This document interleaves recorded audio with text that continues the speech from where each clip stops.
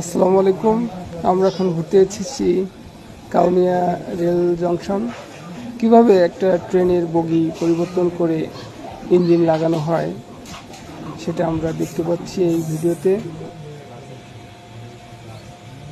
এখানকার পরিবেশটা অনেক সুন্দর।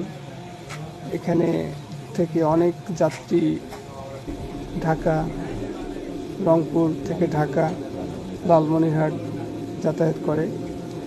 ট্রেনের জার্নি সত্যি একটি আরামপ্রিয় জার্নি।